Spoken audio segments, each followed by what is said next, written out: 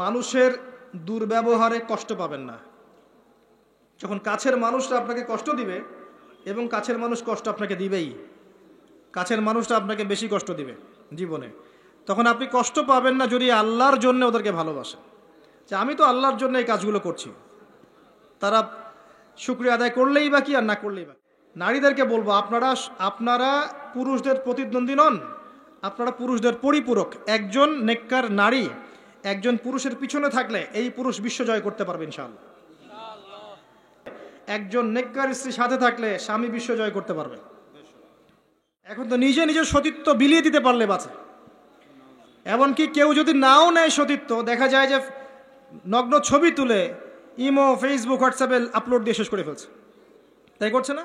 এখন আবার একাধিক বিয়ে যদি কেউ করে ফেলে, তাকে সমাজে এবার বাঁকা চোখে দেখা হয়, তার মনে চরিত্র সমস্যা আছে। কিন্তু বিয়ে না করে বিয়ের আগে 10টা প্রেম করলে কোনো সমস্যা নাই, বিয়ের আগে 1000টা জেনা করলে কোনো সমস্যা নাই, পতিতালয় গেলে সমস্যা নাই, ফ্রি মিক্সিং গেলে সমস্যা নাই, গার্লফ্রেন্ডকে নিয়ে ঘুরতে গেলে ডেটিং করলে কোনো সমস্যা নাই। আবার বিয়ে করে ঘরে স্ত্রী থাকতেও বাইরে পরকীয়া করলে কোনো সমস্যা নাই। এগুলোকে আমরা উন্মুক্ত করছি, কিন্তু কেউ সাহস করে যদি কোনো বিধবার দায়িত্ব নেয়, কোনো তালাকপ্রাপ্তার দায়িত্ব নেয়, কোনো অসহায়ের দায়িত্ব নেয়, তাকে খারাপ চোখে দেখা হয়। এই হলো আমাদের সাইকোলজি। এখন এরকম স্ত্রী ঘরে ঘরে না থাকলে আমরা কি ইসমাইলের মতো সন্তান পাবো? যে স্ত্রীগুলোকে আপনি বিয়ে করছেন তারা কি আসলে এমন? বিয়ের সময় দেখেছেন আপনি শ্বশুরের সম্পত্তি, মেয়ের সৌন্দর্য, বা পালিয়ে করেছেন, অ্যাফেয়ার করে করেছেন, এখন বিয়ের পরে হাউমাউ করছেন। বিয়ের আগে তো দিনদারিতা দেখেন নাই। তোমরা দিনদারিতাকে প্রাধান্য দাও, না হলে তোমাদের হাত ধুলোই ধূসরিত হবে। তাকওয়া থাকলে, আল্লাহওয়ালা স্ত্রী হলে আপনি দুনিয়াতে জান্নাতে থাকবেন ইনশাআল্লাহ। দুনিয়াতে আপনি জান্নাতে থাকবেন ইনশাআল্লাহ। আর যদি ঘরে একটা বদকার স্ত্রী থাকে, তাহলে আপনার দুনিয়ায় জাহান্নাম, দুনিয়ায় জাহান্নাম। আমার জীবনের উদ্দেশ্য দিন শেখা, বোঝা, প্রচার প্রসার করা, প্রতিষ্ঠায় চেষ্টা করা। তখন গিয়ে আপনি পুরো জীবনের নেকি পাবেন। জীবনে তাওহীদ থাকতে হবে, সুন্নত থাকতে হবে, তখন পুরো জীবনের প্রতিটা কাজ ইবাদত হবে। তার আগে নয়। প্রতিটা কাজ করতে হবে আল্লাহর সন্তুষ্টির জন্যে, তার রাসূলের তরিকায়, এবং আপনার এই আমলগুলো কবুল হবে তখনই যখন রিজিকটা হালাল হবে। অহেতুক শুধুমাত্র প্রোটেস্ট্যান্ট ভার্সনে ইসলাম পালন করে খুব একটা ফায়দা নাই। সুবিধা যতটুকু সুবিধা পালন করলাম, যখন সুবিধা নাই পালন করলাম না। যেটা করলে কোনো সমস্যা নাই করলাম, খাওয়ার পরে মিষ্টি খাইলে কোনো প্রবলেম নাই, খাচ্ছি, মধু খাচ্ছি, ঠিক আছে। কিন্তু এমন কিছু কথা বললে সমস্যা বলবো না, কাজ করলে সমস্যা করব না, ঠিক আছে।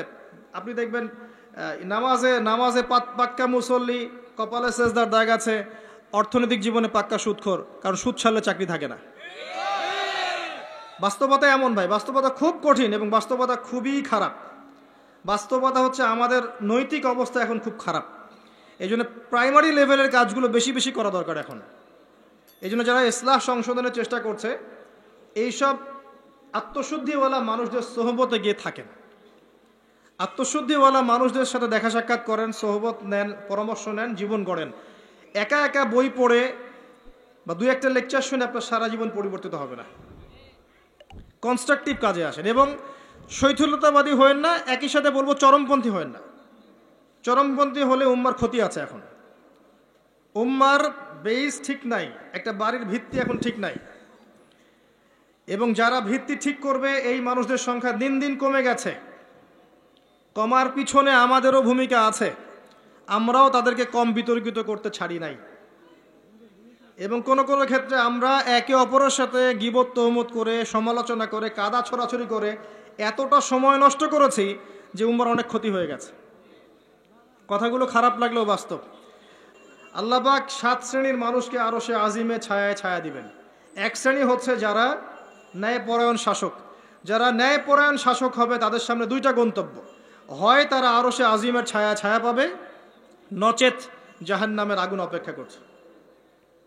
কারণ প্রত্যেকটা দায়িত্ব সম্পর্কে আল্লাহ পাক জিজ্ঞাসা করবেন। এবং নবী সাল্লাল্লাহু আলাইহি সাল্লাম একটা হাদিসের মধ্যে বলেছেন যে, তোমরা কি জানো কিয়ামতের মাঠে সবচেয়ে বড় মিসকিন কারা হবে? সাহাবায়ে কেরাম বলছেন, আমরা তো মনে করি যার সম্পদ কম, অর্থবিত্ত কম, সেই সবচেয়ে বেশি মিসকিন, সবচেয়ে বড় মিসকিন। আল্লাহর নবী সাল্লাল্লাহু আলাইহি সাল্লাম বলছেন, বরং প্রকৃত মিসকিন সে ব্যক্তি যে কিয়ামতের মাঠে নামাজ রোজা হজ যাকাত আমলের নেকি নিয়ে উঠবে, পাহাড় সম নেকি নিয়ে উঠবে, কিন্তু অনেক পাওনাদার দাঁড়িয়ে থাকবে। কারো হক নষ্ট করেছে, কারো গীবত করেছে, কাউকে অপবাদ দিয়েছে, কাউকে অত্যাচার করেছে, সবাই দাঁড়িয়ে থাকবে। এদের হক আদায় না করা পর্যন্ত সে পুলসিরাত পার হতে পারবে না। তখন কি করতে হবে? নিজের নেকি ওদেরকে দিতে হবে, কারণ তখন কোনো বেচা কেনার সুযোগ নাই, হক আদায়ের কোনো সুযোগ নাই। নিজের নেকি ওদেরকে দিয়ে শোধ করতে হবে। নেকি শেষ হয়ে গেলে কি হবে? অন্যের গুনাহ তার আমলনামায় আসবে, পরে দেখা যাবে ওই ব্যক্তি জান্নাতে চলে গেছে আর এই ব্যক্তি পাহাড় সমান নেকি নিয়েও জাহান্নামে চলে গেল। অতএব দায়িত্ব যারা পালন করবেন তাদেরকে খুব সতর্ক সাবধান থাকতে হবে যে আপনার দ্বারা কল্যাণ ছাড়া যেন অকল্যাণ না হয়। আল্লাহ পাক তৌফিক এনায়েত করুন, আমিন। দ্বিতীয় শ্রেণী হচ্ছে সেই যুবক বা যুবতী যারা নিজেদের যৌবনটাকে আল্লাহর ইবাদতে কাটিয়েছে। এই হাদিসের বাস্তবতা এসে দেখেন আমাদের যুব সমাজ কিভাবে তাদের জীবনটা কাটাচ্ছে। আমার চেয়ে ভালো আপনারা বলতে পারবেন যে সকাল থেকে সন্ধ্যা পর্যন্ত আমাদের যুবক যুবতীরা করছেটা কি। কতজন যুবক নামাজ পড়ছে মসজিদে এসে, কতজন যুবক কোরআন তেলাওয়াত করে নিয়মিত। নবীর সুন্নাহগুলো ওদেরকে শিখিয়ে দিতে হয়। ইভেন নবী সাল্লাল্লাহু আলাইহি ওয়াসাল্লামের স্ত্রীদের নাম ওদেরকে বলে দিতে হয়। এখনই আমি জিজ্ঞাসা করছি, দেখেন অ্যান্সার কতজন দিতে পারে। নবী সাল্লাল্লাহু আলাইহি ওয়াসাল্লামের দ্বিতীয় স্ত্রীর নাম কি? হাত উঁচু করেন। যুবকদের বলছি, যুবকদের যারা পারবেন জাস্ট হাতটা উঁচু করেন। নবী সাল্লাল্লাহু আলাইহি ওয়াসাল্লামের দ্বিতীয় স্ত্রীর নাম কি? দাঁড়ান দাঁড়ান দাঁড়ান, এই দেখেন হাত দেখেন। এবং যারা হাত উঁচু করেছেন ওদের মধ্যে একজনকে জিজ্ঞাসা করছি, আপনি উত্তর দেন, নাম কি? জি, আপনাকে বলেছি নাম বলেন দ্বিতীয় স্ত্রীর। বসেন। উত্তর যে চারজন দিয়েছে তার মধ্যে একজন ভুল উত্তর দিয়েছে। এই হচ্ছে বাস্তবতা। আপনাকে আমি চোখে আঙ্গুল দিয়ে দেখালাম যে যুবকদের কি অবস্থা। এখানে আছে বসে হাজার হাজার মানুষ, হাত তুলেছে 5-6 জন। এটা একটা কমন প্রশ্ন, আমাদের নবীজির দ্বিতীয় স্ত্রীর নাম কি? একবার যে সিরাত পড়েছে সেও জানে। দেখবেন এই যুব সমাজ ফিজিক্স পড়েছে, কেমিস্ট্রি পড়েছে, বায়োলজি পড়েছে, ইকোনমিক্স পড়ছে, পলিটিক্যাল সায়েন্স পড়ছে, আপনার জিওপলিটিক্স পড়ছে, ইউনিভার্সিটি কোচিং করছে, বিসিএস কোচিং করছে, চাকরির জন্য পরীক্ষা দিচ্ছে। এরা এমন কোনো বই নাই যে সেকুলার লাইনে পড়ে নাই। কিন্তু যে চারজন পারছে তার মধ্যে একজন উত্তর দিচ্ছে যে আয়েশা রাদিয়াল্লাহু আনহা দ্বিতীয় স্ত্রী। এটা কি উত্তর সঠিক? এই হচ্ছে অবস্থা। এটা কমন। আর যদি কঠিন প্রশ্ন করি তাহলে তো অবস্থা খারাপ। কোন সাহাবীকে প্রথম তিনি দায়ী করে পাঠিয়েছেন মদিনায়? খায়বার যুদ্ধ কোন সাহাবীর হাতে জয় হয়েছে? উহুদের যুদ্ধ কত হিজরিতে হয়েছে? বদর যুদ্ধে কতজন মুসলিম শাহাদাত বরণ করেছে? আপনার মোতার যুদ্ধে কার হাতে 9টা তরোয়াল ভেঙেছে? হুনাইনের যুদ্ধে মুসলিমদের কি অবস্থা হয়েছে? হুনাইনের যুদ্ধের কথা কোন সূরার মধ্যে বলা আছে? একটু কঠিন প্রশ্ন করলে তো অবস্থা খারাপ। আমি করে লজ্জিত করতে চাচ্ছি না, এই জন্য প্রশ্নগুলো করলাম না। যারা মাদ্রাসা লাইনে পড়েছেন তারা হয়তো উত্তর দিতে পারে, কিন্তু লক্ষ লক্ষ কোটি কোটি জেনারেল পড়ুয়া ছাত্র এরা উত্তর দিতে পারে না। তাহলে এরা কি আমাদের মুসলিম উম্মার অংশ নয়? এদেরকে ইসলাম সংশোধন না করে দিনের পথে না আনতে পারলে একটা বড় অংশ কি জাহিলিয়াতের মধ্যে থাকবে না? আগামী 10-20 বছর পর দেখবেন এরাই অর্থনৈতিক সেক্টরে যাচ্ছে, এরাই পলিটিক্সে যাবে, এরাই সোশ্যাল দায়িত্বে যাবে, এরাই দেখবেন বিভিন্ন জায়গায় চলে যাবে। তখন আরেকটা মূর্খ জেনারেশন আপনার মাথার উপর চেপে যাচ্ছে। এর পরে যে জেনারেশন আসছে, আমাদের সন্তান, আমার মেয়ে, আপনার ছেলে, এদের অবস্থা যে কী হবে আল্লাহ ভালো জানে, যদি এখন থেকে এদেরকে আমরা সঠিকভাবে মানুষ করতে ব্যর্থ হই। এটা বাস্তবতা। অথচ আল্লাহ পাক আরশে আজিমের ছায়া দিবেন ওই যুবক যুবতীদেরকে যারা তাদের যৌবনকালটাকে আল্লাহর পথে কাটাবে। আর কিয়ামতের মাঠে যে অতিরিক্ত 5টা প্রশ্ন হবে তার মধ্যে একটা হচ্ছে তোমার যৌবনকাল কোন পথে ব্যয় করেছো। আর আল্লাহ পাকের কাছে একজন বৃদ্ধ মানুষের ইবাদতের চাইতে যুবকদের ইবাদত যে কত বেশি প্রিয় এটা আমি বোঝাতে পারবো না। আল্লাহ পাক অবাক হয়ে যান সেই যুবককে দেখে যার প্রবৃত্তির তাড়না নাই, সে আল্লাহর দ্বীনের পথে ছুটছে। এই যুবককে দেখে আল্লাহ পাক অবাক হয়ে যান এবং তার দোয়া যেভাবে কবুল হবে, একজন মানুষ যার পা কবরে অলরেডি চলে গেছে তার দোয়া কি সেভাবে কবুল হবে? দুজনের ইবাদত সমান। এই বয়সে আপনি অনেক কিছু করতে পারেন। আপনি চাইলে এখন বড় সন্ত্রাসী হতে পারবেন, বড় জেনাকারী হতে পারবেন, আপনি চাইলে টিকটক সেলিব্রিটি হতে পারবেন, আপনি চাইলে এখন আরও আরও খারাপ লাইনে যে মাদক সেবন করতে পারবেন, 30-40টা গার্লফ্রেন্ড চেঞ্জ করতে পারবেন, আপনাকে কেউ বাধা দিবে না। আপনি চাইলে 1-2 হাজার টাকা দিয়ে জেনা করতে পারবেন, উন্মুক্ত সব আপনার জন্য। ইভেন এখন আপনি চাইলে মদও খেতে পারবেন, লাইসেন্স দেওয়া আছে, আপনি করতে পারবেন। এই সময়টা আল্লাহ পাক দেখতে চান আপনি কি করেন। যদি এই সময়টা আপনি আল্লাহর দিকে ফিরে আসেন, আপনি কোরআনের দিকে ফিরে আসেন, সুন্নত অনুযায়ী জীবনযাপন করেন, আপনার জন্য অপেক্ষা করছে জান্নাত। কি চান আপনি সিদ্ধান্ত নেন। শুরুটা হবে অধঃপতনের মেয়ে দ্বারা, মেয়ে দিয়ে অধঃপতন শুরু হবে, মেয়ের সাথে ফ্রি মিক্সিং, প্রেমের সম্পর্ক হয়ে যাবে, এরপর দেখবেন জেনা করে ফেলেছে, তারপর ব্রেকআপ, দুজন হতাশ, কেউ আত্মহত্যা করবে, অথবা কেউ দেখবেন পাইকারি জেনাকার হয়েছে বা রেপিস্ট হয়েছে বা মাদক সেবন করছে বা মিউজিক শুনছে, আস্তে আস্তে আস্তে আস্তে শেষ, লাইফটা শেষ, ক্র্যাশ। এভাবে যুব সমাজ নষ্ট হচ্ছে। অনেক সময় দেখবেন পড়াশোনা করছে, কোনো কারণে রেজাল্ট ভালো হয় নাই, আত্মহত্যা করে বসে আছে। ডে বাই ডে যুব সমাজের সাইকোলজি মেলই হয়ে যাচ্ছে। আমাদের যারা ওস্তাদ সাহেবরা আছেন, বৃদ্ধ প্রবীণ, তাদের যে গাম্ভীর্য আছে, ব্যক্তিত্ব আছে, গলার ভয়েস, কথা বলার অ্যাটিটিউড, ব্যক্তিত্ব, চলাফেরা, এগুলো এখনকার যুবকদের মধ্যে পাওয়া যায় না। আমার কথা ভালো করে মিলাই দেখেন, এখনকার যুবকদের মধ্যে মেয়েলই স্বভাব আছে, কথা বলবে মেয়েদের মতো, অ্যাটিটিউড কেমন জানি, মেয়ে মেয়ে অ্যাটিটিউড, লাজুক লাজুক ভাব, মেয়ে মেয়ে অ্যাটিটিউড, কোনো মানে একটা গায়রত নাই, সৌর্যবীর্য নাই, ফিজিক্যালিও দুর্বল, মানসিকভাবে দুর্বল, শারীরিকভাবে দুর্বল। একটা পাক লাগায় দেন মাঠে দৌড়াইতে, শেষ। 20 বছর 25 বছরে ভুড়ি হয়ে বসে আছে, গায়ে শক্তি নাই, ইভেন খেলাধুলাও করে না, মেশেও না মানুষের সাথে, সামাজিকও না। দেখবেন কেমন জানি আনসোশ্যাল, সারাদিন অনলাইনে পড়ে আছে বা গেমস খেলছে, ইন্টারনেট ঘাটাঘাটি করছে, রাতের বেলা সারা রাত নগ্ন ছবি দেখছে, সারা রাত। এত ভালো সাজার কারণ নাই, এগুলোতে ম্যাক্সিমামই আসক্ত, ম্যাক্সিমাম। এবং এটা আসক্ত হওয়ার কারণ আছে, এটা তো ফ্রি, অ্যাক্সেস ফ্রি, আপনি চাইলেই করতে পারেন। আপনার হাতে স্মার্টফোন আছে, আপনার বাবা দেখেন আপনি ফোনে কি করেন, আপনি চাইলেই করতে পারেন, কে বাধা দিবে আপনাকে? কেউ বাধা দেন নাই। আর এই যে গার্লফ্রেন্ড বয়ফ্রেন্ড সংস্কৃতি যখন থেকে ছড়িয়েছে, যা ইচ্ছা তাই করছে এরা। এবং এখন এই কাজগুলো শুধু ছেলেরা করছে না, মেয়েরাও করছে।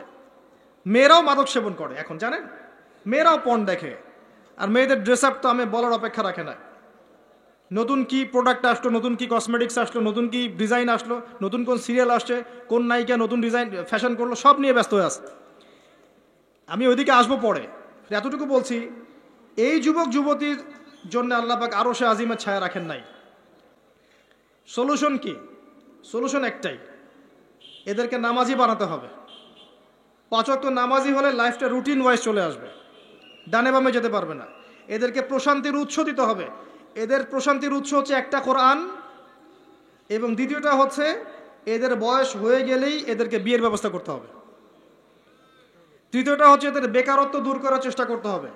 এবং সবসময় একই ধাঁচে বেকারত্ব দূর করার চেষ্টা করলে হবে না, ক্রিয়েটিভ কিছু করেন, আপনার প্রতিভা দিয়ে এমন কিছু করেন যেটা ক্রিয়েটিভ, আপনার ক্রিয়েটিভিটি কাজে লাগান, সমাজকে কিছু দেন, দেশকে কিছু দেন, রাষ্ট্রকে কিছু দেন।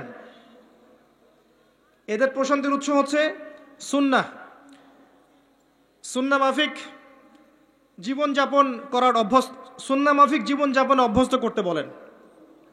এই কাজগুলো না করতে পারলে, এবং আল্লাহওয়ালা মানুষের কাছে নিয়ে আসেন, আল্লাহওয়ালা মানুষের কাছে এদেরকে নিয়ে আসেন, সহবতে আনেন, দেখা করান, আলেমদের কাছে দেখা করান, মেশান, তাদেরকে দেখে তারা দিন শিখবে।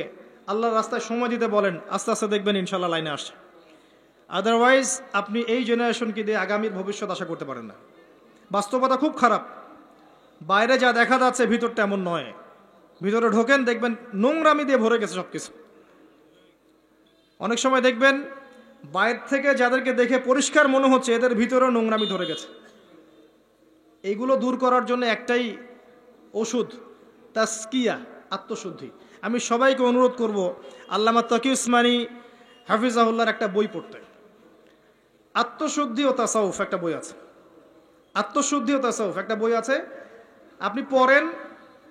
আমি আপনাকে এনশিওর করছি, আপনার কাছে মনে হবে যে প্রতিটা লাইন আপনার জন্য লেখা হয়েছে।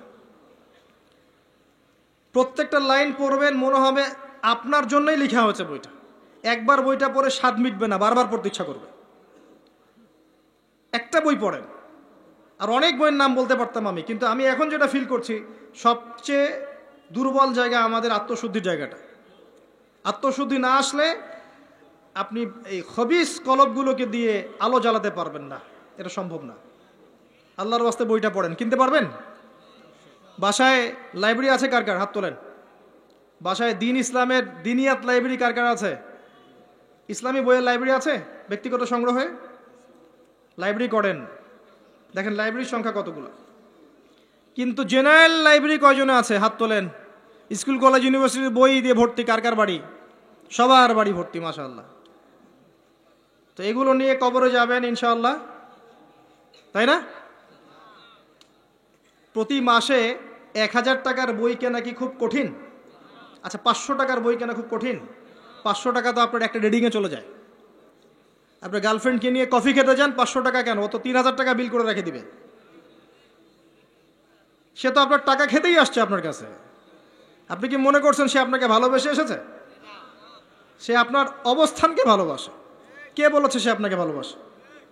সে আপনার অবস্থানকে ভালোবাসে। এগুলো তো নষ্ট করছেন টাকা পয়সা।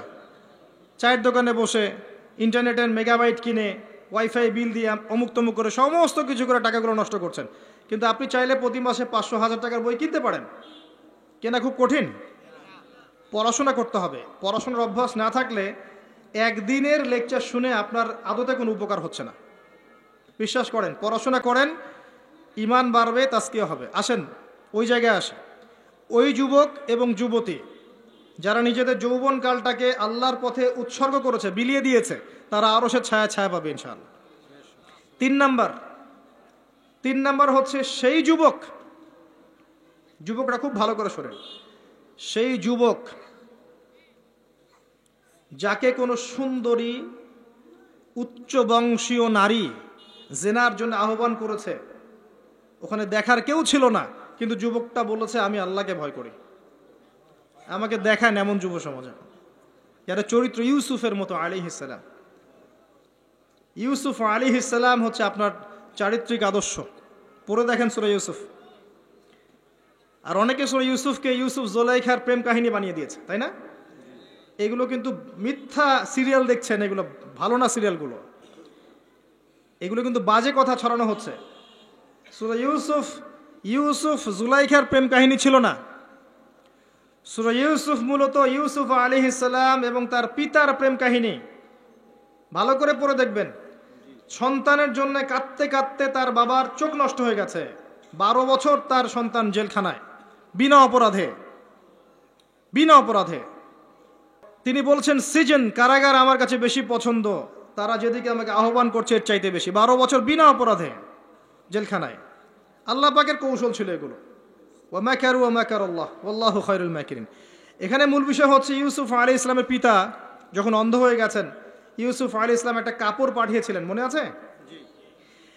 এই কাপড়টা নিয়ে যখন যাওয়া হচ্ছে, যোজন যোজন দূর থেকে তার পিতা বলছেন আমি ইউসুফের গায়ের গন্ধ পাচ্ছি। এটা কার প্রেম কাহিনী? ইউসুফের সাথে তার বাবার। তো এই চরিত্র ধারণ করতে হবে, আল্লাহ পাক তৌফিক দান করুন। 4 নাম্বার, ওই 2 জন মানুষ যারা একে অপরকে শুধু আল্লাহর জন্য ভালোবাসে। এই যে ভালোবাসার সংজ্ঞা শেখেন। মাকে ভালোবাসেন আল্লাহর জন্যে, বাবাকে ভালোবাসেন আল্লাহর জন্যে, স্ত্রী সন্তানকে ভালোবাসেন আল্লাহর জন্যে, আলেম ওলামাকে ভালোবাসেন আল্লাহর জন্যে। আপনার ভালোবাসা হোক আল্লাহর জন্যে, তখন আপনি মানুষের দুর্ব্যবহারে কষ্ট পাবেন না। যখন কাছের মানুষরা আপনাকে কষ্ট দিবে, এবং কাছের মানুষ কষ্ট আপনাকে দিবেই, কাছের মানুষটা আপনাকে বেশি কষ্ট দিবে জীবনে, তখন আপনি কষ্ট পাবেন না যদি আল্লাহর জন্য ওদেরকে ভালোবাসেন। যে আমি তো আল্লাহর জন্য এই কাজগুলো করছি, তারা শুকরিয়া আদায় করলেই বাকি আর না করলেই বাকি, তখন আপনি কষ্ট পাবেন না। 2 জন ব্যক্তি যারা আল্লাহর জন্য পরস্পরকে মহব্বত করে, এই 2 জন মানুষকে আল্লাহ পাক আরশের ছায়া দিবেন। পারা যাবে ইনশাআল্লাহ। 5 নাম্বার, সেই ব্যক্তি যে এত গোপনে দান সদাকা করে, যার বাম হাত জানে না ডান হাত কি সদাকা করেছে। পারা যাবে? এখন তো ওই যে মাশাআল্লাহ আমরা নাম লিখাই আর সদকা করি, তাই না? অমুকে 10,000, অমুক সাহেব 20,000, অমুক 500। প্রথমে বড় বড় নোটের সদাকা হয়, আমি অবশ্য এটা জানতাম না, মাঠে নেমে বুঝতে পারছি। প্রথমে বড় বড় ফিগার বলে, কে কে দিবেন 5,000 হাত তোলেন, তারপর 5,000 লেখা হয়। তারপর কে কে দিবেন 1,000 হাত তোলেন, কে কে দিবেন 500 হাত তোলেন, নাম টাম লেখা হয়। পরে লাস্টে বলে যে কালেকশন করছে, আচ্ছা খুচরাগুলোও দেন, পরে খুচরাগুলোও দেওয়া হয়। জানিয়ে দান করা যায়। অনেক সময় এমন হয়েছে, নবী সাল্লাল্লাহু আলাইহি ওয়াসাল্লাম বলেছেন, কার ঘরে কি আছে নিয়ে আস। রিয়া চলে আসতে পারে মনের মধ্যে, যে আমি 10,000 দিয়েছি, মানুষ আমার নাম জানলো। রিয়া আসতে সময় লাগে না, কেমন করে আসে? আল্লাহর নবী বলেছেন সাল্লাল্লাহু আলাইহি ওয়াসাল্লাম, অন্ধকার রাতে কালো পাথরের উপরে কালো পিঁপড়া হেঁটে গেলে যেমন বোঝা যায় না, রিয়া এমনভাবে আপনার কলবে আসতে পারে। কিভাবে ঠেকাবেন আপনি? আপনি বুঝতেই পারবেন না। এই যে আপনারা সেলফি তুলতে চান, ছবি তুলতে চান, ভালোবাসেন, আমি জানি ভালোবাসেন, ভালোবাসার অতিরিক্ততা প্রদর্শন করতে চান, একটাই ভয় করি, সেটা হচ্ছে রিয়া। রিয়া বা অহংকার যদি পেয়ে বসে, তার দ্বারা দিনের কোনো খেদমত সম্ভব না।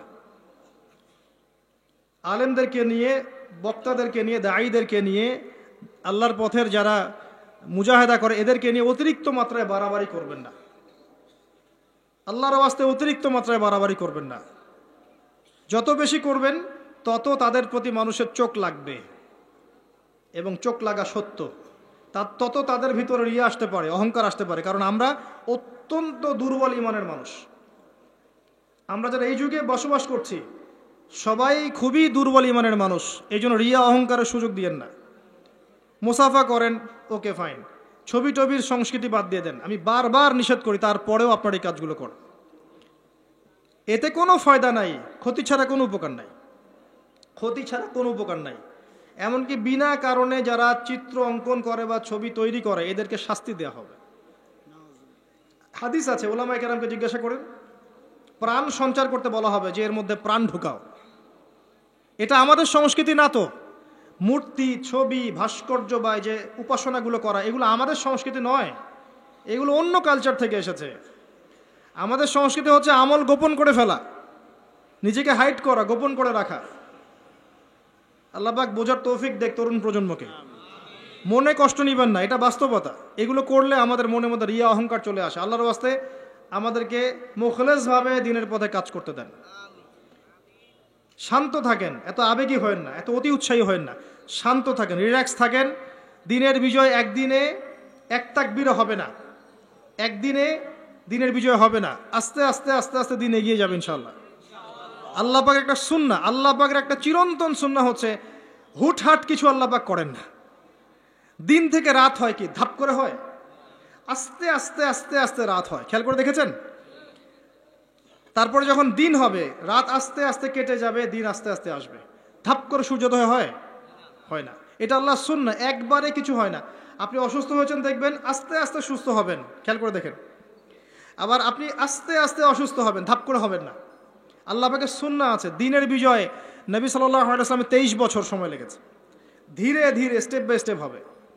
অতএব অতি উৎসাহী হয়েন না, অতি আবেগী হয়েন না, কনস্ট্রাকটিভ কাজ করেন, মাথা ঠান্ডা রাখেন, অতি আবেগী হয়েন না, রিল্যাক্স থাকেন, আস্তে আস্তে দিনের কাজ করেন, ইনশাআল্লাহ দিন এগিয়ে যাবে ইনশাআল্লাহ। বেশি বেশি মানুষকে দেখাতে যায়েন না। আমার কথা শোনেন, আজকে বাংলাদেশে কয়জন কাদিয়ানি হয়েছে, কয়জন খ্রিস্টান হয়েছে, আপনি কি জেনেছেন? যারা করেছে ওরা কি ফেসবুকে স্ট্যাটাস দিয়েছে, ছবি দিয়েছে, আজকে অমুককে খ্রিস্টান বানালাম, দেখেন, দিয়েছে? যদি দিত, তাদের কাজে তারা এখন সফল হতো না। যদি ওরা শুরু থেকে এই কাজগুলো করতো, তাদের কাজে তারা এত সফল হতো না। এখন দেখবেন কয়দিন পর কাদিয়ানীদের কনফারেন্স হবে, দেখে নিয়েন। কয়দিন পর দেখবেন যারা খ্রিস্টান হচ্ছে তারা প্রকাশ্যে সমাবেশ করবে, প্রকাশ্যে মানুষ শিয়া হয়ে যাচ্ছে, কত কি হয়ে যাচ্ছে আপনার খবরই নাই। প্রত্যন্ত অঞ্চলগুলো ঘুরে আসে, দেখেন এগুলো দিয়ে ভর্তি হয়ে গেছে। গলায় যে রশি, এটা অলরেডি পরিয়ে টান দেওয়া শেষ, আর আমরা পরে আছি শোডাউন নিয়ে, ছবি তোলা, আপলোড দেয়া, ভিডিও করা, এই করা। আমরা এত আবেগী কেন ভাই? যারা প্র্যাকটিক্যালি কাজ করছে ওরা এত আবেগ দিয়ে কাজ করছে না, প্র্যাকটিক্যালি কাজ করছে। দেখেন মাঠে ময়দানে কাজ করে শেষ করে ফেলছে। বিশ্বাস হচ্ছে না কথা? আপনি উত্তরবঙ্গ ঘুরে আসেন, গিয়ে দেখেন, পার্বত্য অঞ্চল ঘুরে আসেন, দেখেন। আর আমরা পড়ে আছি আইওয়া শোডাউনে। একটা লেকচার দিলে মনে হয় যে সারা জগতের মানুষকে জানাতে না পারলে ভালো লাগে না। গাড়ির থেকে নামবো, সারা দেশের মানুষ দেখুক আমি গাড়ি থেকে নামছি, ঠিক আছে? একজন ভাইকে পেয়েছি, সেলফি ফেসবুক তুলে মানে একাকার অবস্থা, দেখুক সারা দেশের মানুষ যে উনি এসেছে স্টেজে। এতে করে উম্মার উপকার যতটুকু না করলেন, ক্ষতি করে ফেলেছেন। এটা আপনারা বুঝতে পারছেন না। যাই হোক, আমি আশাও ছেড়ে দিয়েছি অনেক অংশে যে আপনারা বুঝবেন। বিশ্বাস করেন, মন থেকে অনেকটা আশাও ছেড়ে দিয়েছি যে আপনারা বুঝবেন। মাঝে মাঝে অবস্থা আমার এমন হয়ে যাচ্ছে। তারপরেও দোয়া করি আল্লাহ পাক সবার মধ্যে সদ্বুদ্ধির উদ্ভব ঘটাক, আপনাদেরকে স্মার্ট মুসলিম হওয়ার তৌফিক দান করুক। ভিতরে ভিতরে আপনি আত্মশুদ্ধি অর্জন করেন, ব্যক্তি জীবনটা শুদ্ধ করেন, পরিবার ঠিক করেন, পড়াশোনা করেন, হালাল রিজিকের দিকে ফোকাস করেন, আলেম ওলামা সোহবতে যান, দিন শেখান, চর্চা করেন, প্রচার করেন। আস্তে আস্তে দিন আগাবে ইনশাআল্লাহ তাআলা। আল্লাহ পাক কি বলেছেন? ইউরিদুনা লিইউতফিউ নূরাল্লাহ, তারা চায় আল্লাহর নূরকে, আল্লাহর নূর মানে এখানে ইসলাম, একে মুখের ফুৎকার দিয়ে নিভিয়ে ফেলতে। কিন্তু আল্লাহু ইউতিম্মু নূরাহু ওয়ালাউ কারিহাল কাফিরুন, আল্লাহ পাক তার নূরকে প্রজ্বলিত করবেন যদিও কাফেররা তা পছন্দ করবে না। হুয়াল্লাযী আরসালা রাসূলাহু বিল হুদা ওয়া দীনিল হক লিইয়ুযহিরাহু আলা দীনি কুল্লিহি, তিনি সে আল্লাহ যিনি তার রাসূলকে পাঠিয়েছেন দ্বীনে হক সহ এবং হেদায়েত সহ, যাতে করে ইসলাম অন্য সমস্ত দ্বীনের উপর বিজয়ী হতে পারে। ওয়ালাউ কারিহাল মুশরিকুন, যদিও মুশরিকরা এটা পছন্দ করবে না। এটা আল্লাহ পাক করবেন। কখন করবেন? যখন আপনি আপনার কাজ দায়িত্ব পালন করুন। ইন তানসুরুল্লাহ ইয়ানসুরুকুম। আর যদি আমরা আল্লাহকে ভুলে যাই, নাসুল্লাহ ফানাসিয়াহুম, আমরা ভুলে গেলে আল্লাহও ভুলে যাবেন। আল্লাহ তো ওয়াদা করেছেন যে আনতুমুল আলাউনা ইন কুনতুম মুমিনিন, তোমরা যদি মুমিন হতে পারো আল্লাহ তোমাদেরকে বিজয় দিবেন। ওয়ালা তাহিনু ওয়ালা তাহসানু, হীনবল হয় না, দুশ্চিন্তাও করো না। আল্লাহ তো ওয়াদা করেছেন। দুই ব্যক্তি নিজে পরস্পরকে আল্লাহর সন্তুষ্টির জন্য ভালোবাসে, আরো সে আজিমে ছায়া পাবে। গোপনে দান খয়রাত করে, আরো সে আজিমে ছায়া পাবে। 6 নাম্বার কে? 6 নাম্বার কে?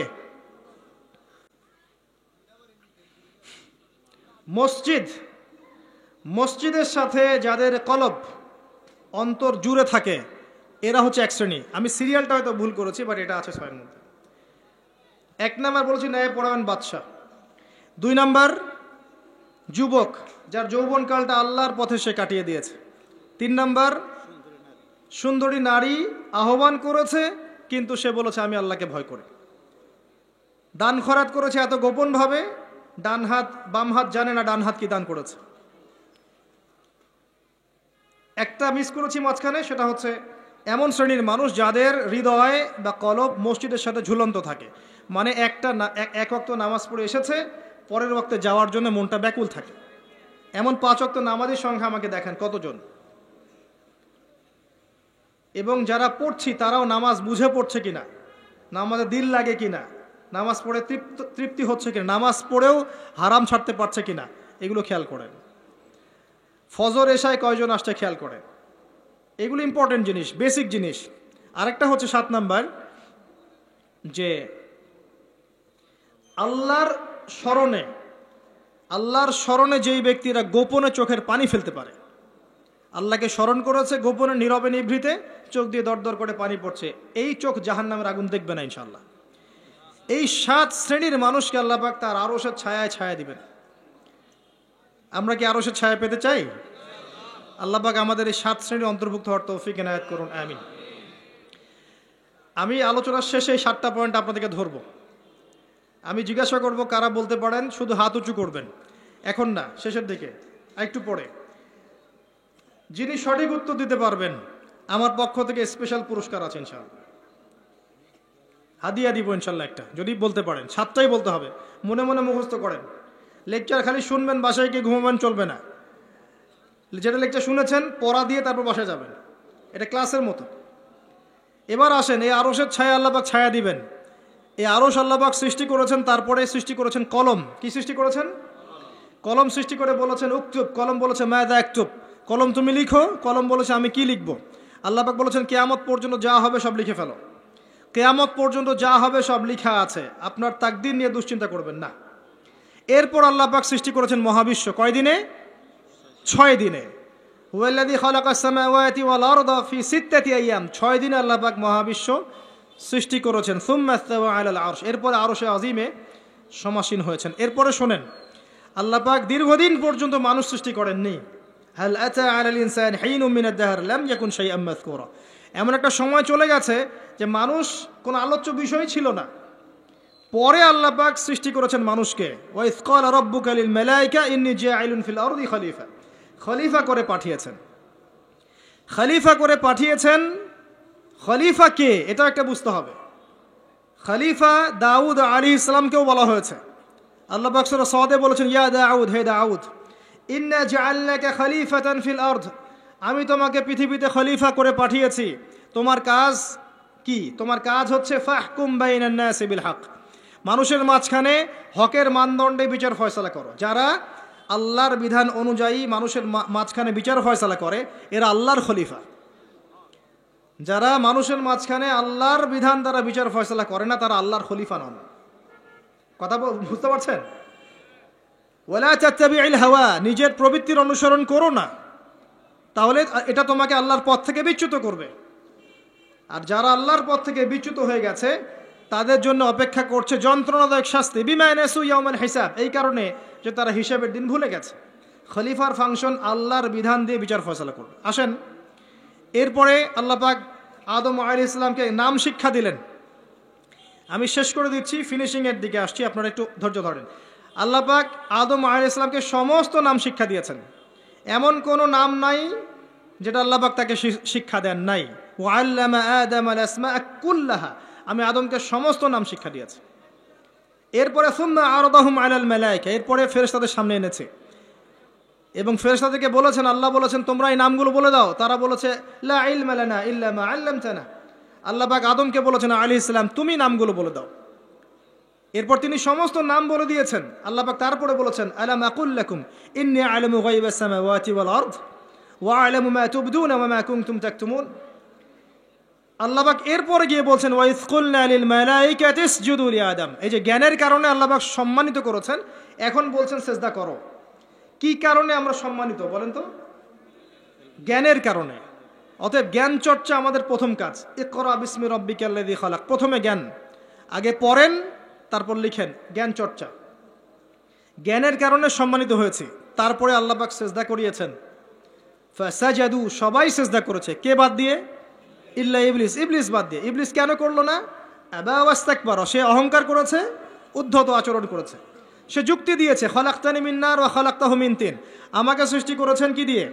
আগুন দিয়ে, আদমকে মাটি দিয়ে, আমি কেন তাকে সিজদা করতে যাব? এই যে আল্লাহর আদেশকে লঙ্ঘন করা, আল্লাহর আদেশের বিরুদ্ধে কথা বলা চিরস্থায়ী জাহান্নামে যাওয়ার কারণ।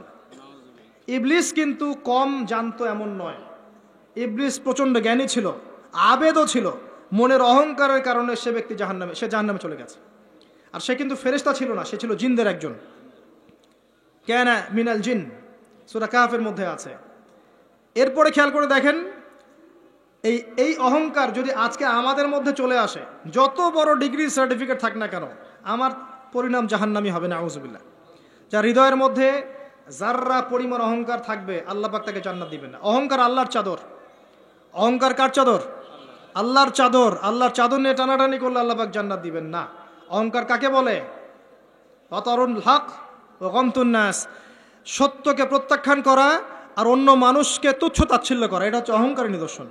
আপনার ড্রেসটা সুন্দর হোক, কাপড় সুন্দর হোক, এগুলো অহংকারের নিদর্শন নয়। আল্লাহ পাক জামিল ইউহিব্বুল জামাল, আল্লাহ পাক সুন্দর, তিনি সৌন্দর্য পছন্দ করেন, এটা সমস্যা না। অন্যকে তুচ্ছ তাচ্ছিল্য করলে অহংকার হবে। আমি মূল পয়েন্টে আসছি, দেখেন আদম আলাইহিস সালামকে আল্লাহ পাক জান্নাতে রাখলেন এবং তার সঙ্গিনী হিসেবে তিনি হাওয়া আলাইহিস সালামকে সৃষ্টি করলেন। কথা বুঝতে পারছেন? কি কারণে সৃষ্টি করলেন? আদম আলাইহিস সালামের একাকিত্ব এবং আল্লাহ পাকের দীর্ঘ পরিকল্পনা আছে। এবং ইবলিসকে দিয়ে পরীক্ষা করালেন আদম আলাইহিস সালামের কোন জায়গা থেকে হাওয়া আলাইহিস সালামকে সৃষ্টি করা হয়েছে বলেন? পাঁজরের হাড়, সোজা না বাঁকা? নবী সাল্লাল্লাহু আলাইহি ওয়াসাল্লাম বলেছেন বাঁকা হাড়কে জোর করে সোজা করতে যেও না, ভেঙে যাবে। আর ওই অবস্থায় ছেড়ে দিলে বাঁকাই থেকে যাবে। নসিহতের মধ্য দিয়ে, উত্তম আচরণের মধ্য দিয়ে পথ চলতে হবে। ওয়া আশিরুহুন্না বিল মারুফ, এছাড়া কোনো অপশন নাই। আমার কথা শোনেন, এই জায়গা থেকে মেয়েদের পয়েন্টে আসছি আমি। আল্লাহ পাক আদম থেকে হাওয়া সৃষ্টি করেছেন আলাইহিস সালাম, নারী পুরুষ একে অপরের প্রতিদ্বন্দ্বী নয় যেমন তারা শিখিয়েছে। এখনকার আধুনিকায়ন যা শিখাচ্ছে নারী পুরুষ একে অপরের প্রতিদ্বন্দ্বী, এখানে আল্লাহ বলছেন নারী পুরুষ একে অপরের পরিপূরক, একজন আরেকজনের অংশ, মোহব্বত ভালোবাসা প্রণয়ের মাধ্যম, একে অপরের প্রতিদ্বন্দ্বী নয়। এখনকার সমাজ শিখায় ছেলে পারলে আমি কেন পারবো না, সে পারলে আমি কেন পারবো না, এটা শেখায় না? কাউন্টারিজম, মানে একে অপরের প্রতিদ্বন্দ্বী। আল্লাহ পাক বলছেন তোমরা একে অপরের পরিপূরক। খেয়াল করে দেখেন, এখান থেকে শুরু হয়েছে সৃষ্টি, তারপরে না সন্তানটি জন্ম নেওয়া হয়েছে। এখান থেকে আপনাকে হেদায়েত নিতে হবে যে নারীদেরকে বলবো আপনারা পুরুষদের প্রতিদ্বন্দ্বী নন, আপনারা পুরুষদের পরিপূরক। একজন নেককার নারী একজন পুরুষের পিছনে থাকলে এই পুরুষ বিশ্ব জয় করতে পারবে ইনশাআল্লাহ। পরে আসেন নূহ আলাইহিস সালাম, তার স্ত্রী কি ঈমান এনেছিল? ঈমান আনে নাই। এখানে মনে রাখবেন, আপনি যদি ঈমান না আনেন, আকীদা ঠিক না করেন, আমল ঠিক না করেন, আপনার পরিচয়, বংশ, গোত্র, বর্ণ আপনাকে বাঁচাতে পারবে না। নূহ আলাইহিস সালামের স্ত্রী জাহান্নামে চলে গেছে, লূত আলাইহিস সালামের স্ত্রী জাহান্নামে চলে গেছে, যদিও তারা নবীদের আন্ডারে ছিলেন। আল্লাহর রাসূল সাল্লাল্লাহু আলাইহি ওয়াসাল্লাম তার মেয়ে ফাতিমা রাদিয়াল্লাহু আনহাকে বলেছেন, দুনিয়াতে যা চাওয়ার আমার কাছে চেয়ে নাও, পরকালে তোমার উপকার করতে পারছি না আমি। আর ফাতিমা রাদিয়াল্লাহু আনহা কেমন মানুষ ছিলেন আপনারা জানেন। তো আমি আমাদের মা বোনদেরকে অনুরোধ করবো, আল্লাহকে ভয় করেন, নিজের নফস ঠিক করেন, নিজের কবরের ফিকির করেন, আমল আকীদা ঠিক করেন। আপনি কত বড় আলেমের স্ত্রী, কত বড় শাইখের স্ত্রী, আপনার স্বামী কত বড় পলিটিক্যাল লিডার, কত বড় সোশ্যাল লিডার, এটার মানদণ্ড আল্লাহ দেখবেন না। আপনার ঈমান, আমল, তাকওয়া শুধু আল্লাহ পাক দেখবেন। আসেন কোরআনের পাতায় পাতায় যাই, চলেন আপনাকে নিয়ে যাচ্ছি। ইব্রাহিম আলাইহিস সালাম নাম শুনেছেন? তার স্ত্রী সারা আলাইহিস সালাম পৃথিবীর সুন্দরী নারীদের মধ্যে অন্যতম। দুজন সুন্দরী নারীর কথা এসেছে, একজন হাওয়া আলাইহিস সালাম, একজন সারাহ আলাইহিস সালাম। আমাদের এইসব সুন্দরী নারীদের চেয়ে হাজার গুণ সুন্দরী ছিল, অত্যন্ত সুন্দরী। খেয়াল করে দেখবেন, এই যে ইব্রাহিম আলাইহিস সালামের বংশধর যারা, তাদের চেহারা এবং মানে সুরত কিন্তু অত্যন্ত সুন্দর। আমাদের নবী মুহাম্মদ সাল্লাল্লাহু আলাইহি ওয়াসাল্লাম প্রচণ্ড সুন্দর ছিলেন না? তার আদি পিতাকে ইসমাইল আলাইহিস সালাম না? ইসমাইল আলাইহিস সালাম ইব্রাহিম আলাইহিস সালামের সন্তান নয়? ওই দেখেন ব্লাড চলে আসছে। ইউসুফ আলাইহিস সালাম, তার বাবাকে ইয়াকুব আলাইহিস সালাম, তার বাবা ইসহাক আলাইহিস সালাম, তার বাবা ইব্রাহিম আলাইহিস সালাম, ওই যে একই লেগেসি দেখেন। তারা প্রচণ্ড সুন্দর ছিলেন।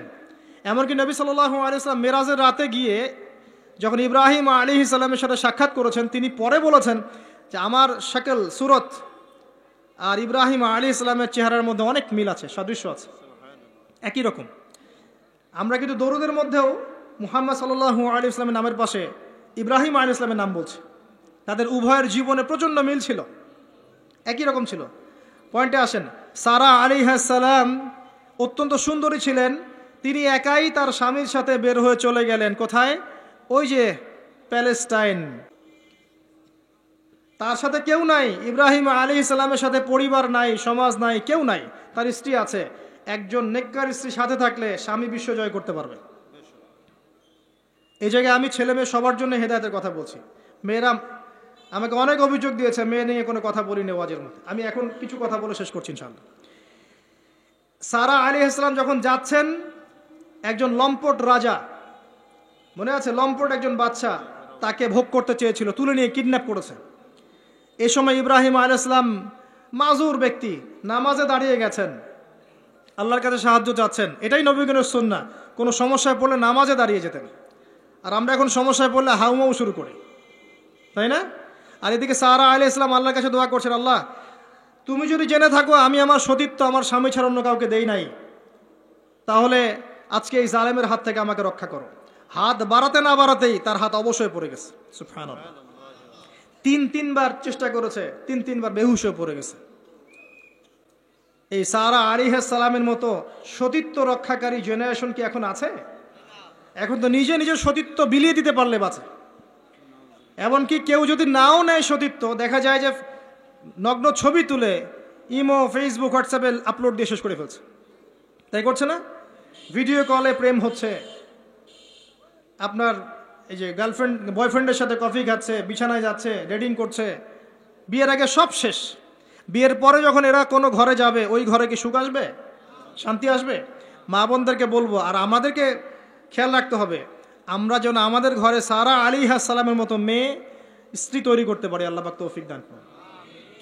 দেখেন সতীত্বের পাওয়ার, আল্লাহ পাক হাত অবশ করে ফেললেন। এবার ওই বাচ্চা হাদিয়া দিচ্ছে হাজরা আলাইহিস সালামকে। ঠিক আছে, হাজরা আলাইহিস সালামকে ইব্রাহিম আলাইহিস সালাম বিয়ে করলেন। কি জন্য করলেন? সন্তানের জন্য।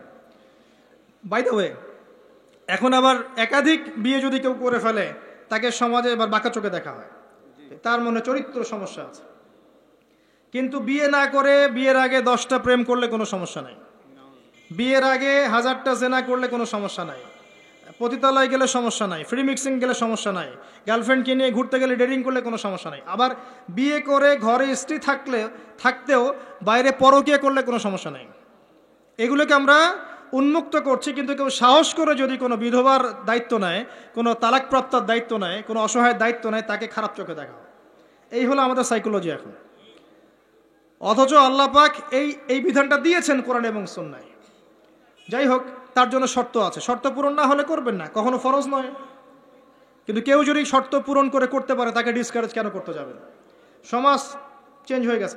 হাজরা আলাইহিস সালাম, এখান থেকে আমি আমাদের মা বোনদেরকে এবং আমাদেরকে একটা হেদায়েতের কথা বলবো ইনশাআল্লাহ। হাজরা আলাইহিস সালামের ঈমান, আমল, তাওয়াক্কুল দেখেন। তার গর্ভে আল্লাহ পাক সন্তান দিলেন ইসমাঈল আলাইহিস সালামকে। এবার আল্লাহ পাক বলছেন রেখে আসো। কোথায়? ওই মক্কায়, জনমানব শূন্য জায়গায় রেখে আসলেন।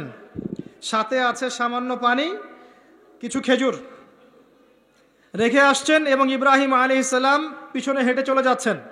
হাজরা আলাইহিস সালাম বলছেন, আইনা তাযহাবু ইয়া ইব্রাহিম, আপনি কোথায় যাচ্ছেন হে ইব্রাহিম? আপনি আমাদেরকে জনমানব শূন্য জায়গায় ফেলে কোথায় চলে যাচ্ছেন? ইব্রাহিম আলাইহিস সালাম কিচ্ছু বলছেন না, বুকের মধ্যে পাথর। স্ত্রী সন্তানকে জনমানব শূন্য জায়গায় রেখে গেলে কি ভালো লাগবে কারো? বুকের মধ্যে পাথর, চুপ করে আছেন। এক পর্যায়ে হাজরা আলাইহিস সালাম বলছেন, আপনি কি আল্লাহর আদেশে এই কাজটা করছেন?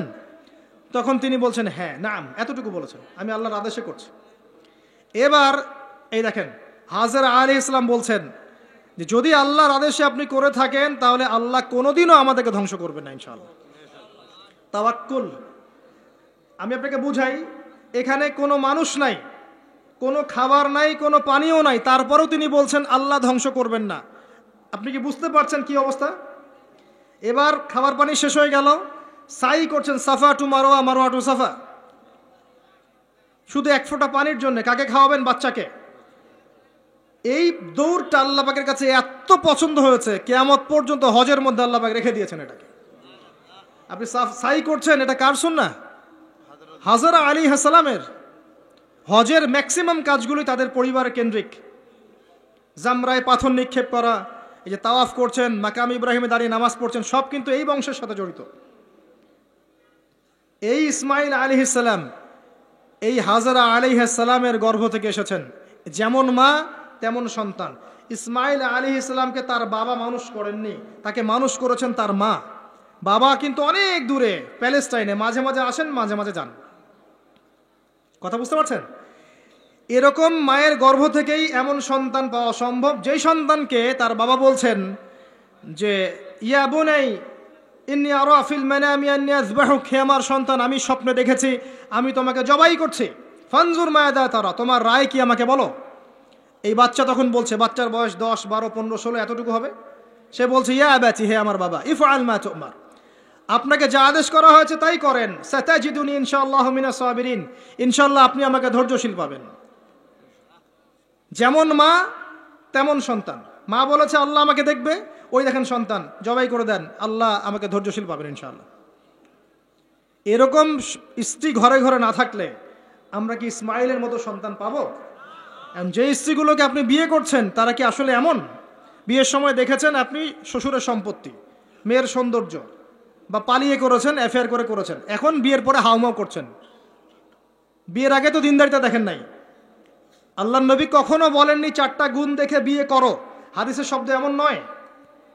ওলামায়ে কেরামকে জিজ্ঞাসা করেন, 4টা গুণ দেখে বিয়ে করো নয় শব্দটা, 4টা গুণ দেখে সাধারণত বিয়ে করা হয়। 4টা গুণ দেখে সাধারণত বিয়ে করা হয়। সম্পদ, সৌন্দর্য, বংশ, দিনদারিতা। তোমরা দিনদারিতাকে প্রাধান্য দাও, না হলে তোমাদের হাত ধুলোয় ধূসরিত হবে। এখন দেখা যায় দিনই ভাইরা দিনদার ক্যাটরিনা কাইফ খুঁজতেছে। দিনদার মেয়ে চাই, কিন্তু সুন্দরী লাগবে আবার। কেন? একটু অসুন্দর হলে আপনার চলবে না? আপনার স্ত্রীর কাছে যা আছে অন্য মেয়ের কাছে তাই আছে, এর বাইরে কিছু নাই। আর 2 দিন পরে, 1 বছর, 2 বছর, 3 বছর পরে, 5 বছর পরে গিয়ে দেখবেন সব সমান হয়ে গেছে। এই দেহের সৌন্দর্য থাকবে না। মনে তাকওয়া থাকলে, আল্লাহওয়ালা স্ত্রী হলে আপনি দুনিয়াতে জান্নাতে থাকবেন ইনশাআল্লাহ। দুনিয়াতে আপনি জান্নাতে থাকবেন ইনশাআল্লাহ। আর যদি ঘরে একটা বদকার স্ত্রী থাকে, তাহলে আপনার দুনিয়ায় জাহান্নাম, দুনিয়ায় জাহান্নাম। অতএব বিয়ের সময় খুব কেয়ারফুল থাকবেন। আপনি দিনদার মেয়েকে প্রাধান্য দেন, এবং মেয়েদেরকেও বলবো দিনদার ছেলে ছাড়া বিয়ে করে না। অনেক বড় চাকরি করে, অনেক বড় ব্যবসা করে, এটা সেটা, নামাজ পড়ে না, এগুলো দেখছেন না, সুদের চাকরি করে, ঘুষ খায়, আপনি রাজি হয়ে যাচ্ছেন। এরপরে গিয়ে পস্তাচ্ছেন যে হুজুর আমার সংসারে অশান্তি, এটা সেটা। এখন তো পস্তায় লাভ নাই। আমরা দুনিয়ার স্বার্থ খুব ভালো চিনি। দুনিয়ার স্বার্থকে ত্যাগ করে দিনকে অগ্রাধিকার দেন, আল্লাহ পাক কবুল করবে ইনশাআল্লাহ।